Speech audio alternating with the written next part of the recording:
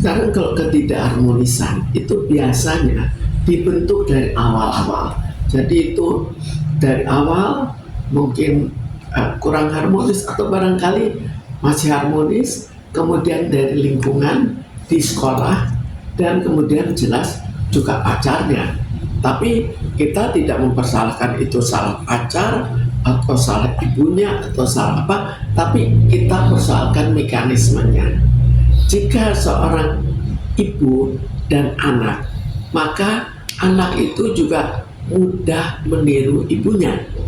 Jadi kalau ibunya kasar, anak itu juga mudah kasar. Itu bukan otomatis, tapi memudahkan karena melihat itu sebagai suatu fakta. Tapi Bu, itu kan anak masih remaja. Emang biasa ya anak remaja itu bersikap labil seperti itu, Bu? Itu gitu, meledak-ledak. Anak remaja memang paling tidak stabil, karena itu disebut kenakalan remaja. Jadi dengan tidak stabilnya ada masalah perubahan dalam tubuhnya, ada perubahan dalam tanggung jawabnya. Jadi terjadi perubahan-perubahan yang membuat dia tidak stabil. Lalu kalau ada masalah, maka mudah emosi. Kita lihat pada anak remaja kan mudah emosi. Ya, Bu, tapi kalau untuk sikap Loli seperti itu kan, jadi misalkan hari ini dia bilang bahwa diri dia hamil, dia curhat gitu. Ternyata selang berapa bulan kemudian dia mengatakan bahwa nggak ada statement itu, justru lu yang mancing gua.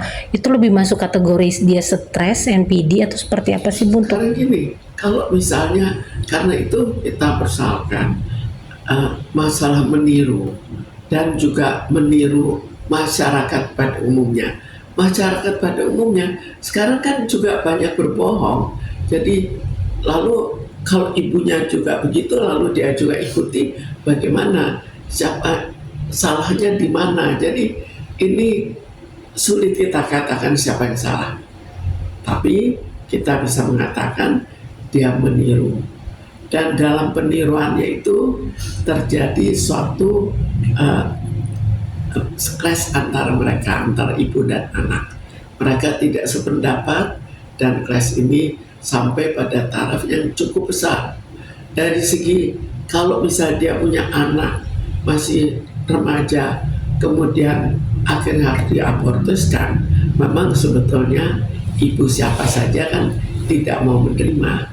Tapi dalam perbuatannya itu bagaimana? Siapa yang harus dipersalahkan? Lalu kita lihat juga bagaimana dengan pacarnya yang membuat dia sampai hamil. Apakah sampai seberapa jauh dia harus ikut bertanggung jawab? Nah, dalam kasus ini juga kan udah melibatkan Komnas Anak juga ya, Bu, karena anak NM ini masih di bawah umur gitu. Tapi kalau untuk dalam kasus ini sendiri, Bu, siapa sih yang patut dipersalahkan? Karena sebelumnya NM sendiri sempat bilang, lu udah gue coret dari kakak, lu bukan anak gua. Nah, ketika anak ini melakukan hal yang lebih, sekarang dia bilang, lu itu anak gue gitu. Ya, karena itu di sini terjadi hal yang kadang-kadang diakui, kadang-kadang tidak diakui. Itu juga membuat suatu kebingungan. Mungkin dari ibunya juga bingung, ini anak saya, anak betul-betul anak, tapi melakukan tidak sesuai dengan apa yang diharapkan. Dari anak, mungkin dia hanya refleks saja, dia hanya ikuti spontan saja, dia marah juga spontan, apa yang spontan. Sekarang siapa yang salah? Terus Bu, kalau untuk Loli sendiri, Bu, sebegitu memakinya NM dan dia lebih kayak pro ke pasangannya gitu, alasannya karena dari awal dia pulang dari UK si cowoknya ini yang selalu ada buat dia katanya. Ya, jadi di sini kalau kita lihat dari segi apa kita lihat, kalau dari segi apakah dia mendapatkan kasih sayang yang cukup, apakah mendapatkan pendidikan yang wajar, pendidikan dalam hal ini pendidikan moral, lalu bagaimana dengan pacarnya, semua ini kita belum tahu secara detail. Jika belum tahu secara detail, maka kita tidak bisa sembarangan memberikan suatu kesimpulan lalu akhirnya kesimpulan itu bisa-bisa salah. Tapi yang jelas bahwa perbuatan dari orang tuanya mudah ditiru oleh anak. Jika terjadi suatu sengketa, kemudian anaknya punya teman lain yang jauh lebih disenangi, maka mungkin dia lebih mengikuti permintaan pacarnya daripada permintaan ibunya. Sekarang siapa yang salah? Kalau dalam hal bahwa masih terlalu kecil, ya remaja, kemudian hamil, ya itu jelas suatu kesalahan. Tinggal kita lihat dari segi apa. Kalau kita lihat dari segi maki-makiannya, kita lihat kembali bagaimana pendidikannya, bagaimana masa sebelumnya, apakah memang sering berkelahi. Tapi kan Nikbir memberikan yang terbaik sampai menyokong anak ke luar negeri. Itu siapa berarti? Jadi di sinilah seringkali terjadi suatu pandangan yang berbeda. Ada yang menganggap bahwa jika kita memberikan segala-galanya, maka itu sudah optimal. Tapi itu optimal dalam segi apa yang diberikan. Apakah optimal dalam segi moral? Kalau moral itu kan lain. Itu bukan sesuatu yang diajarkan dengan benda, bukan sesuatu yang diajarkan dengan uang.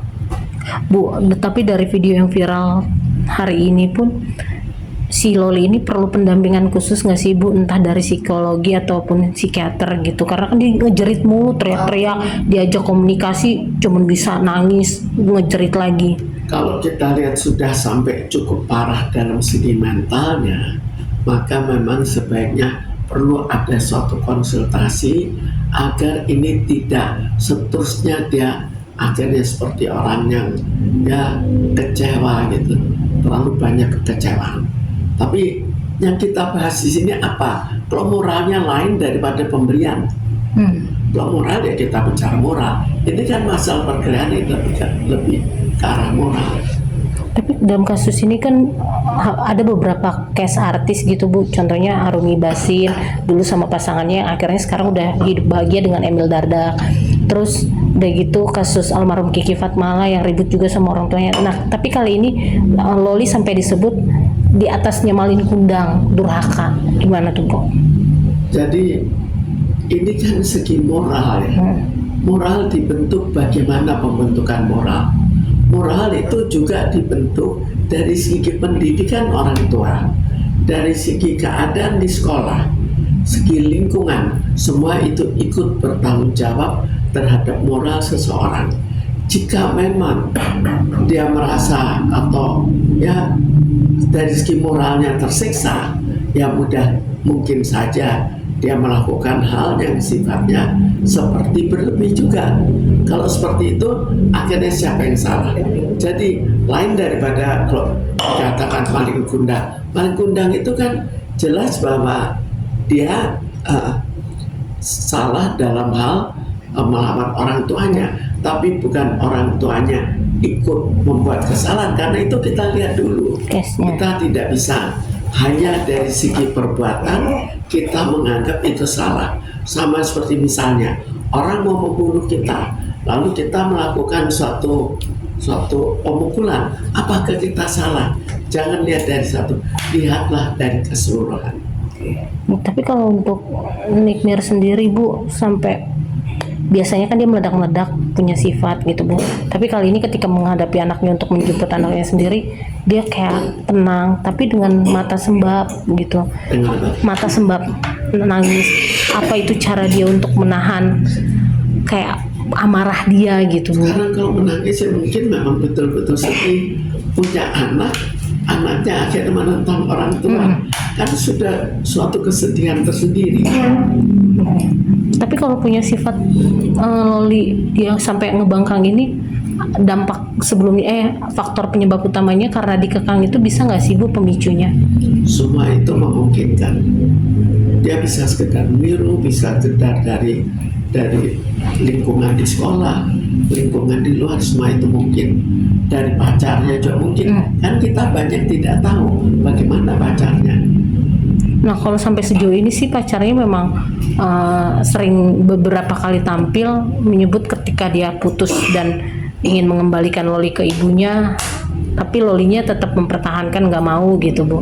Terus si Lolinya diputusin dan dia speak up di media bahwa itu prank. Ini laki-lakinya sebenarnya brengsek juga tuh seperti Ya, mungkin saja karena itu sebetulnya kita tidak begitu mudah hanya dari data-data orang itu belum tentu menganalisa dengan baik, itu dioper jelas, kita hanya mengikuti kesimpulan orang itu, tapi kesimpulan sebenarnya harus kita lihat apa sih persisnya, apakah betul pacarnya itu seorang yang brengsek, nggak tahu juga kan, atau dia sebetulnya orang cukup baik, cuma akhirnya mereka terlalu mendalam, itu juga tidak tahu. Nah, kalau dari saya terakhir Bu, sebaiknya kayak NM dan Loli ini kan tadi sudah dipertemukan tapi belum ada komunikasi yang baik gitu Bu, atau memang harus berproses dengan jauh dulu, atau Lolinya yang perlu direhab atau dikarantina atau seperti apa sih Bu? Sekarang kalau dua ini kan ada ibu dan anak, kita dua-duanya kita persoalkan, bukan hanya salah satu. Kalau salah satu, hanya salah satu, ya salah satu tetap tidak mau bagaimana. Jadi kedua-duanya.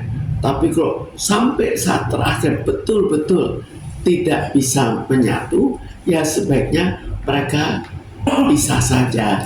Jadi sampai pada suatu hari di mana mereka akhirnya ingin rukun kembali. Oke. Lagi?